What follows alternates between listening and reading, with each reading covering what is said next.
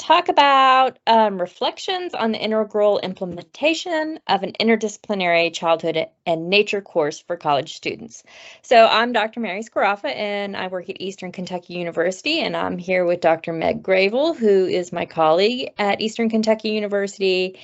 And she's actually the person who taught the class, but she and I had conversations about the class, and today we're going to share with you some insight into how the class came about and how the class went when she taught it. So Dr. Gravel, we'll need to go to the next slide.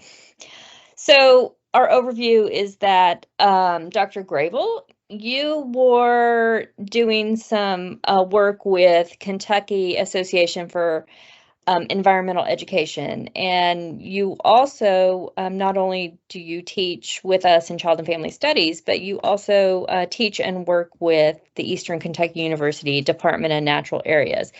And so as we started having conversations about this class and development of this class, you saw the opportunity to bridge these two, correct? That is correct, yes. And then when we started talking about this class and how it was going to go, there was this implementation of you selecting course materials. We had this a conversation about how you engage students online. And then also, because we wanted this class to be for many students, not just for Child and Family Studies students, not just for environmental ed students, not just for natural area students, we had to talk about how to make it relevant for students across disciplines. And then obviously you built in some assignments where students could evaluate themselves and reflect upon the assignments. And then today we'll also talk about feedback you got from the students and through course evaluation and through their reflections. And then we'll have some final thoughts for this, kind of what you would do differently in the next class. Yeah. So really the impetus for developing this childhood and nature course came about through my work with the Kentucky Association for Environmental Ed. They have several online EE credentials, which are a series of online courses that they offer. And if you complete X number of courses, you get a credential.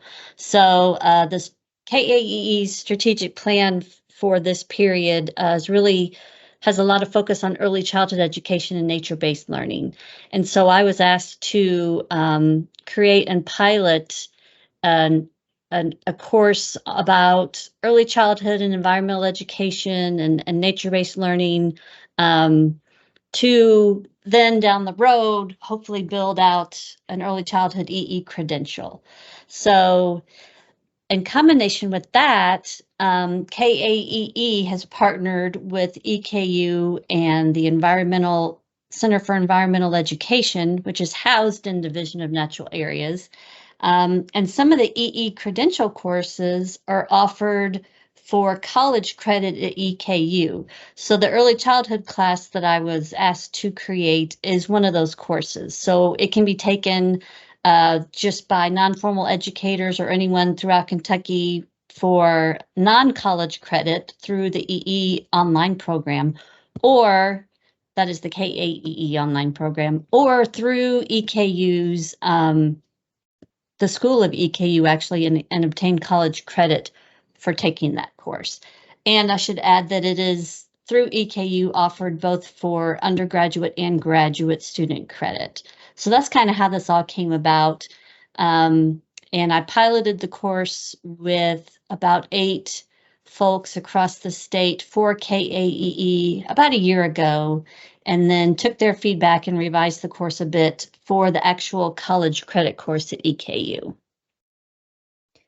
Yeah, and I love that you were able to do that pilot and take that information. And so you did use a lot of that information, again, as we were talking through you starting the course and how you were going to put it together. And so you did use a lot of that information. But you also were aware when you were creating the course, like we previously said, that this specific course would include undergraduate and graduate students from a variety of discipline. And so some students came to you, or when you were creating the course, you understood that there was going to be some students who had no knowledge of environmental ed or nature-based learning, and some students who were coming in with a wealth of knowledge.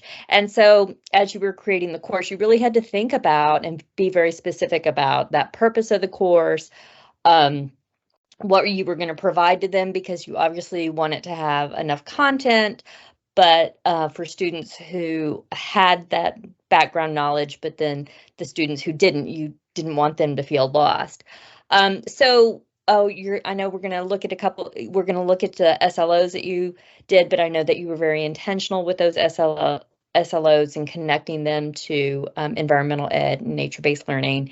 We do, at EKU, we do have Blackboard Ultra, but you previously had used Moodle, so you were trying to bridge the two.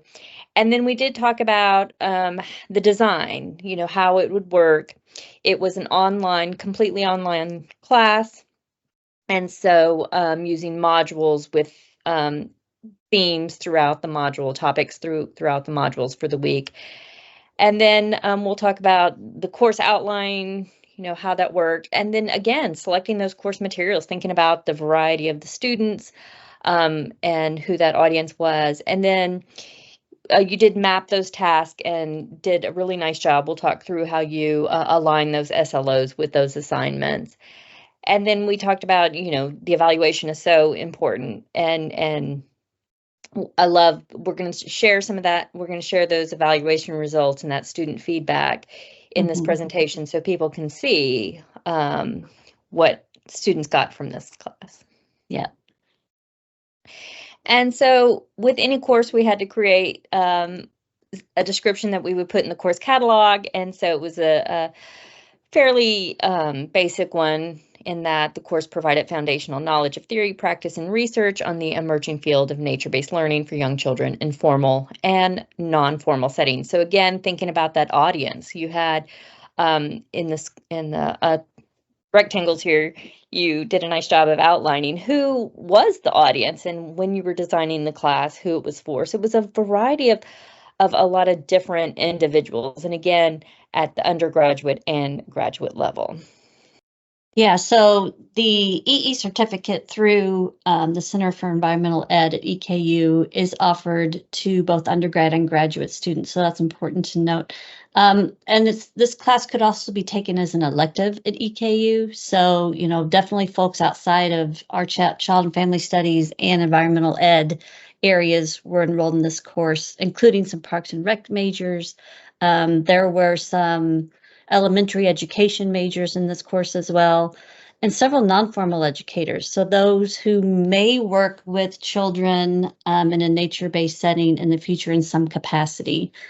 And formal educators, again, as I mentioned, both elementary ed, and there were a handful of our interdisciplinary early childhood education students and also child development students enrolled in this class as well. So really a broad audience of students taking this course, which we had to be really cognizant of how we design it, the materials that we include, and make it accessible for everybody. Right. So talk us through how you made that accessible and how you chose those SLOs. So for the initial course that I created for KAEE, I worked with the director and deputy director very closely to talk about, what we really wanted participants that took this course to walk away with. What were the main, knowledge points that we wanted to get across to everyone.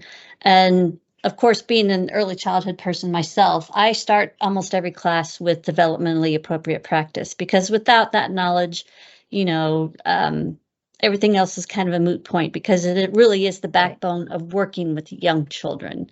So that was a critical component at the very beginning, the first module, in fact, of the course.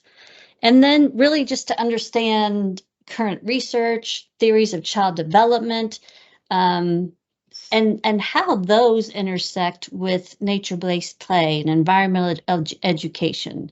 We talk about theory a lot, and we can get bogged down in theorists and theory, but it's really important to note to know where best practices come from and why we do the things we do. So learning about theory and what that means when we're looking at nature-based play. And then looking at a natural environment and determining, well, what could a child do here? And how does that equate to learning across developmental domains? And then really just explaining why EE and nature-based learning, potentially looking at forest schools, why these are important. So just why getting children outside in natural areas, why does it matter? And why we should be encouraging folks to do this. Great. So go ahead. Yeah. Yeah. So then you took those SLOs and you had to then incorporate them into the SLOs for the class and specifically, those learning outcomes. So walk us through that. Yeah. So for EKU, I used the SLOs that were part of the KAEE course and then added these additional ones. Some were specific to graduate students only, which I'll talk about, but then some were for all students. So I really wanted students to look at nature-based play and start thinking about and reading about and acquiring knowledge about how that might be impacting children's development across domains. Again, it goes back to the importance of why we want to get children outside. But then also looking at it from an equity lens. So understanding racial, economic, and developmental disparities and children's access to nature. That's a really, really crucial topic, not just, in regards to access to nature, but in quality of education and childcare and just opportunities for children across SCS and races and ethnicities. So definitely want to incorporate that. And then I wanted to touch on the basic tenets of early childhood education for sustainability, which is kind of a new-ish topic for some folks. For some folks, it's very new. But that's to me is kind of like the culminating field of early childhood nature-based learning and early childhood environmental ed and education for sustainability. So what that really means in the context of working with young children and what that can look like in practice. Yeah. So then for graduate students, there were some additional outcomes, and that was to conduct some research on the accessibility of natural spaces in an area in which they had lived and an area in which they selected. And then I wanted them to synthesize all that data and prepare a research proposal presentation, actually for the Kentucky Association of Environmental Ed's annual conference this fall. So I like having something, especially for graduate students, that they can put out there and, kind of test the waters of presenting and interacting with an audience, outside of school. So that was an important assignment as well. Yeah, what a great way to link that research to lived experiences, right? And being able then to tell their stories. Mm-hmm. Great. So want to walk us through how you got your course materials and kind of what you did? I mean, to meet this wide variety of audience members that you had.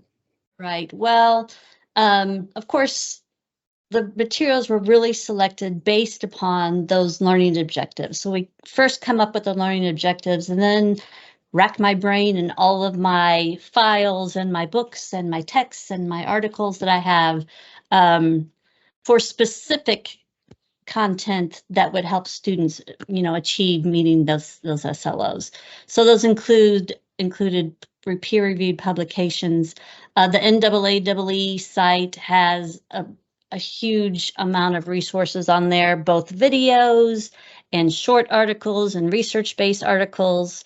The NAAE Guidelines for Excellence, the picture over here, Early Childhood Environmental Ed programs, was critical for this course. In fact, I think I referenced it in almost every module and had students read pieces of that, because that's really about best practices for embarking upon environmental ed for young children. So that was a really important piece. The Natural Start Alliance and the Children in Nature Network both have research digests, like on the webpage. You can just click on the research button and it'll pick up all types of research, and you can filter that based upon exactly what you're looking for. And then, of course, the National Association for the Education of Young Children, which is the umbrella organization for all things early childhood. And, that's where I think all of my developmentally appropriate practice content comes from. They're kind of the backbone of early childhood professional development, I think. And then just looking at some seminal texts and readings, David Sobel and Rachel Carson and different folks like that who just have really been strong in the environmental ed movement, and using some of their pieces that were more conducive to talking about and working with children who are young versus, older students or adults. So it was a big process, and there's a lot of material to choose from. So it was hard, but it was also fun to sift through everything and pick and choose things that would help students meet those learning objectives. Yeah, so it sounds like, so I just want to clarify, there was no textbook. It was mainly this information that was embedded throughout the modules. And it sounds like you used like the NAAEE as a common thread throughout the modules. Yeah, that's exactly right. That's exactly And so I right. love that. I love that this information is dynamic and changing. Thus, the course will be dynamic and changing, as opposed to sometimes textbooks. It takes the information's a little lagging because of publication times. Yeah, Great. and I like exposing students to these organizations that could be really beneficial, in their careers or their professional development down the road. So getting them on these websites and getting them to poke around and see what, is offered there I think is just really beneficial for them. Yeah, yeah. So how did you link these, the SLOs, like to the activities you were doing? Yeah, so this is an example of actually the first student learning objective, which is to identify developmentally appropriate practice with children and explain why it is important. So this was in the very first module, kind of the intro module, and this is just one task out of several within that module that students were required to do, but this task is specific to that first SLO. So there are some readings in here and some short assignments for students to complete that really get them to dive into DAP and the NACE position on that, and kind of reflect on it and report back and reflect on it in writing so that they really gain an understanding of what DAP is, and that it really is just meeting that SLO, like how to identify DAP and explain why it's important. And so I see it says task 1. So you had these tasks throughout the module so that they can kind of just use it as a checklist of things that they've done. That's correct. That's correct. Yeah. So like task 1 in module 1, which this is, would be about DAP. And then I think task 2 in this module might have been about early learning theorists and how that connects with nature-based learning. So very specific and unique tasks, each which contribute to meeting one of the SLOs. Wow, what a nice way to organize that. Yeah, it was for my benefit, just working through it this way, but students did report that they thought the course was well organized, so I think they appreciated that as well. Yeah. So I know sometimes we do talk a lot about when you're teaching online, how very different it is to engage students in online courses versus engaging them in person in face-to-face courses. And I know there's a lot of work around human-centered approach, and as you're developing online courses, embedding this human-centered approach. And so in the conversations you and I've had, I know that you really tried to take this human-centered approach, and sometimes discussion boards or a double-edged sword, but it sounded like, again, through our conversations, that you were able to have the students be engaged in discussion boards. You asked them to share photos. I think the first intro into the course, they had to share a photo of themselves and some information. They had to share photos of places that they'd visited, the playground, and then they had to have these conversations around comparing these playground sites. And then also, you had one of the activities in the class, one of the assignments was that they had to create a playscape design and then share it with each other, and again engage in critiquing each other's playscapes designs. And so I love that you had thought about this human-centered approach when you were engaging students online. What kind of feedback did you get from the students? The students, the students liked engaging with each other, and we'll look at some course feedback and student feedback later, during this presentation. But because there were students from various disciplines enrolled in the course, they really learned from each other, and they got to share their personal experiences. Some of those students had worked in environmental ed or like in parks and rec settings, and some students, this was an entire new concept to them, getting children outside and why does it matter. So for those two to be able to exchange thoughts and ideas and experiences and really learn from each other was beneficial for everyone involved. And, they had fun sharing photos of themselves and talking about their lives, but also sharing their playscape designs, because that was just really unique to the individual. And they had pretty much free reign to include anything they wanted. There were some like they had to meet certain bullet points, like include at least 5, unique areas within the playscape. So just being able to come up with that on their own, but then share it out with others in the course, it sparks ideas, it generates conversation. So they did appreciate that. A couple students mentioned that they wish this course could be taught in person. And, it kind of makes sense. We're talking about nature-based learning and getting outside, but yet we're doing this all online. But, the EE credential courses and the EKU Environmental Ed Certificate are offered online so that it can reach a broad audience of folks across the state and even beyond the state of Kentucky. So it's kind of a double-edged sword. It's great that we can, get this information out there and enroll folks from all over, but also students would really love to complete some of these activities in person with each other. So it's a balancing act, but that's why it's so important to come up with ways to engage the students in an online format. Right, great. So you had the students do some reflection. I love that you built in a metacognitive assignment. And so tell us kind of how that worked.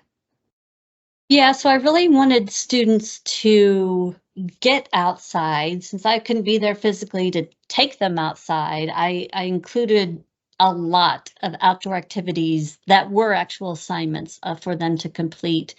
And as part of that, I had them keep these reflective journals. So these were for points. They had to, usually complete an outdoor activity or other activity and then write about it as a reflection in these journals. So there was a guided solo outdoor experience that students participated in. And then they completed reflection. They had to look at like a synthetic, man-made, usually we think of the primary colored plastic playground versus a natural playscape, and visit both of those and do some assessment within each of those. And then, take that information after they synthesized it for an assignment, then write a reflection on that and talk about how they felt and, in each unique environment, and try to put themselves in the shoes of a child and what they might do within those environments. And another one that I think is really important was asking students to reflect on risk and what that means for young children. Is risk good? Is it bad? Within the course, I talk a lot about risk and provide lots of content about appropriate risk and how it really is crucial for children to engage in some risk. So that was a really good reflective assignment for students to think about their attitude towards risk, and then go through that module and then kind of reflect on what they had learned and see if their attitudes about risk had changed. Yeah, and so I know at the beginning we talked about how this course, you had a lot of different individuals in the course. Your audience was very mixed. And so it seems like you might have had people from different generations who their idea of risk was different, right? So you might have had individuals from a generation who were allowed to climb trees and it was fine, and others who didn't, right? Who they were Yes. told, that's not safe. Yeah, absolutely. So there were students in here that were, I think the oldest student was probably in her 50s or 60s, and was totally comfortable with the risk. Was kind of a latchkey kid, like many 70s kids were, and was out till dark and played in the woods and was kind of had to fend for themselves. But then we had much younger students, mostly who were more risk adverse. So I asked a question about feelings towards risk in early childhood, but also ask them, like, are you a risk taker now? How much risk are you comfortable with as an adult? And there were some who were really entirely risk averse and afraid of, like, insects, for example, or flying things. So really the gamut of attitude and comfort with risk in students throughout the course, which was interesting for them to engage with each other on this topic too, and see the differences in comfort level. Yeah. Great. Great. So we've already kind of talked about this, but what were some of the other compare and contrast assignments that you did, and what did you see from the students in Yeah, that? so we had several of these assignments to really, get students thinking about differences between, playing on a playground or playing in a classroom, and going out to a natural area and engaging with what's available there, be grass or twigs or plants or maybe animals. So there were several assignments that got students to kind of reflect on those differences. Comparing the synthetic and natural play spaces, of course, risk versus hazard. That was a good topic and conversation generator because folks were uncertain what the difference between a risk and a hazard were. Yeah. Yeah, so that was good conversation. And again, there were differences, I think, that were correlated with age as to what a hazard was versus what a risk was. So that was interesting to tease out. The nature gap, if you all are not familiar with this reading, I strongly recommend it. It's lengthy, but it is just an incredible read about accessibility to natural spaces for from impoverished children and children with disabilities, and just like I I could do a whole talk about this. I'll stop, but read it. It's fantastic. Students love reading The Nature Gap, and that was probably the most commented on Oh, wow. piece of content throughout the entire course, both when I piloted it and in the EKU class. So Yeah. that was really, really an informative and like knowledge inspiring piece for students. And then of course, thinking about natural spaces and how accessible are they for children with disabilities? And like, is it feasible to take, a class of 20 students out when you've got students with varying ability levels and cognitive issues and sensory issues perhaps? And then, I think one of the culminating assignments of the course was to kind of discuss and tease out the differences, subtle as they might be, between nature-based learning, early childhood environmental ed, forest schools, ECEFS, that's the sustainability piece, So really just trying to get, again, the purpose of all these was to get students thinking about what it means to engage children in nature, how it differs from what we typically think of when children are playing on a synthetic man-made playground or an indoor space, and the accessibility of such spaces for all children. Yeah, great. So we had mentioned at the beginning that we were going to share some of these specific course evaluation results. Sorry. And it seems like overall that students strongly agreed that they enjoyed the lectures, the assignments, the videos, the discussion, and that they felt like these aligned with the SLOs.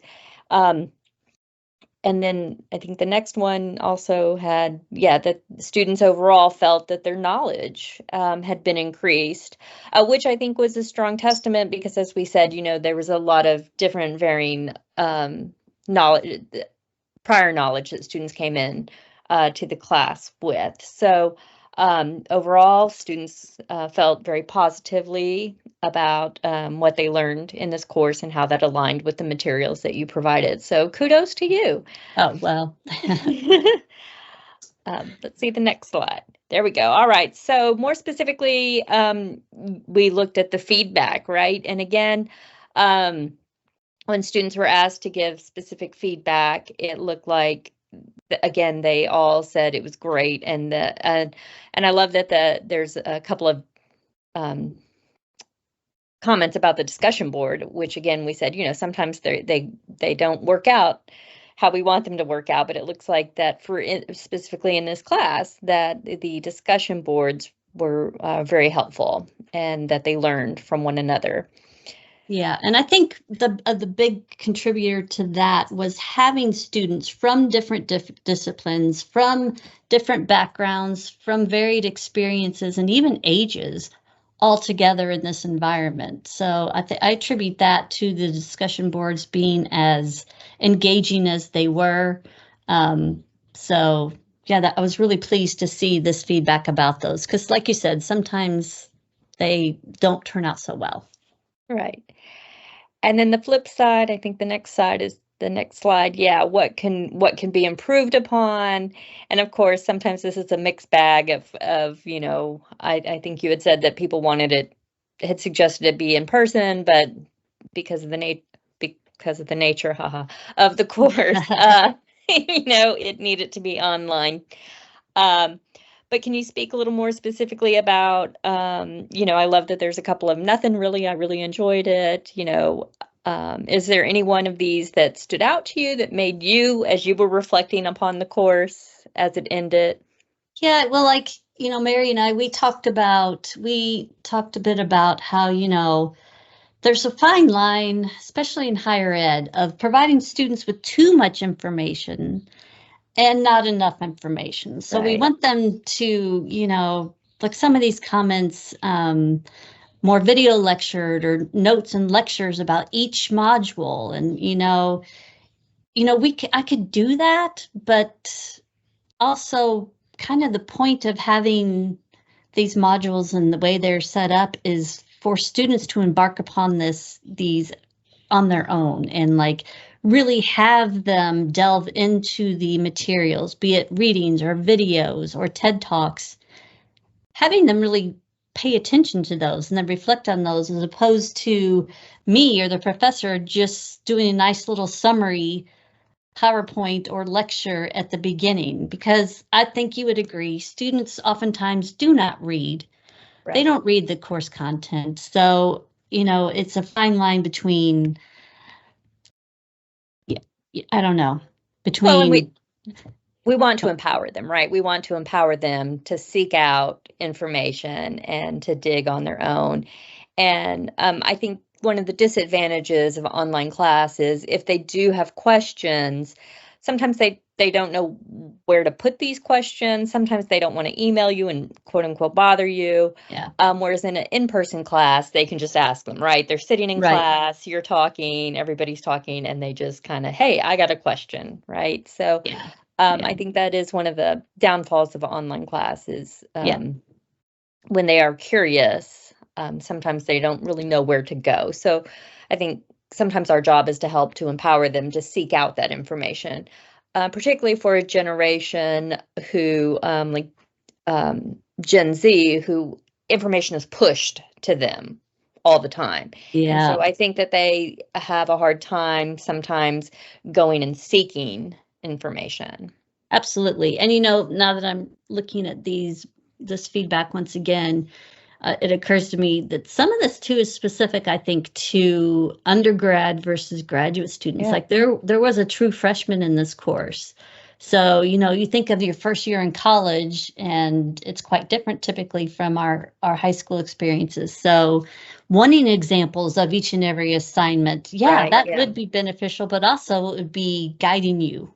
Right. And I want students to think independently and come up with their own work. So that's, I see that comment pretty frequently in course evaluations, no matter the course. Right. Right. It's that critical thinking piece, right, that we're trying to move them towards. Absolutely.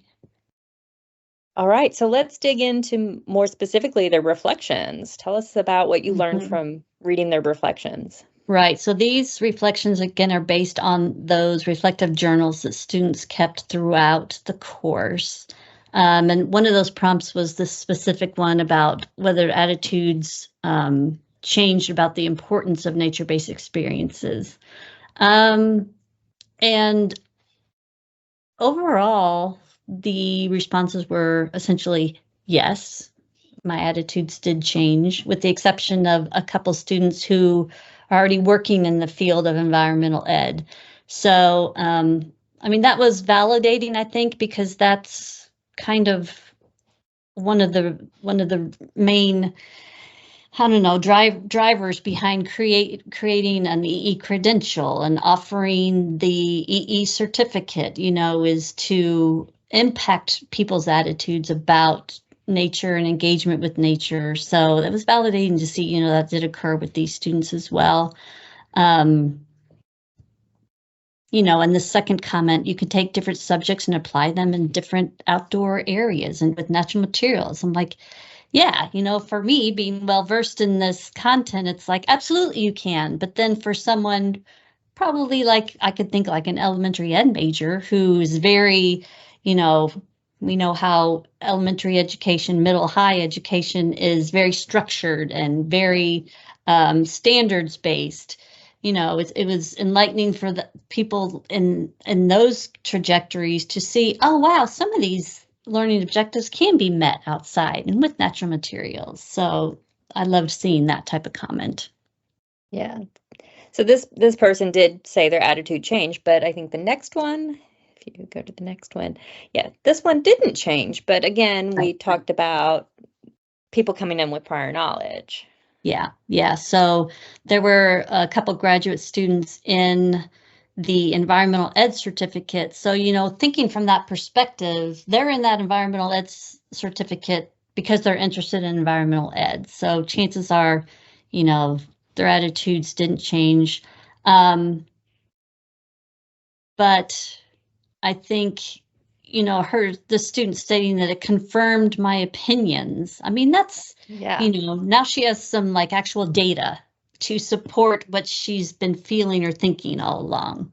Yeah, and it's so great, right? When you're validated, when you say, what I believe is important really is important. Yeah. Yeah. And the second one, I didn't think it was possible for my attitude to grow, but it did as a result of Yeah. this course. So again, I think that goes back to just all of the evidence-based research that was presented in the class and getting students to compare and contrast and reflect on that. And yeah, I think I think the reflection in this class was a really big deal for a lot of students, giving them the opportunity to get in nature and sit and think and apply some of these assignments was really, really a good thing for them and really did impact their attitudes, which was great. And probably at some level, having these metacognitive assignments probably also help them, particularly these students who who say their attitudes shouldn't change because, like you said, they were already embedded in this field and already love nature. It probably helped to strengthen their advocacy, right? And maybe their messaging in advocacy. Yeah. Yeah. We can hope. Yeah. Again, the student did not change, but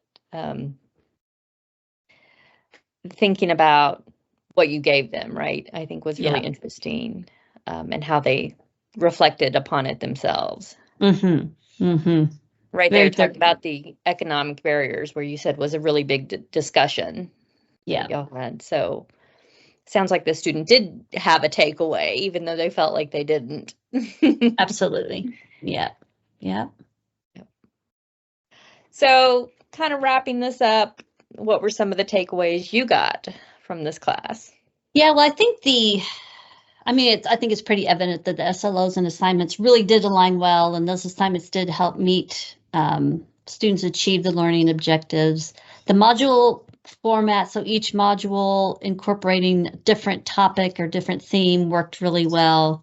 And the course did impact students' attitudes towards nature-based learning and children in nature in a positive way, which is great, because that's, to me, it's all about, exposing folks to the importance of nature-based experiences for children, in hopes that in their future practice, they will provide those experiences for kids.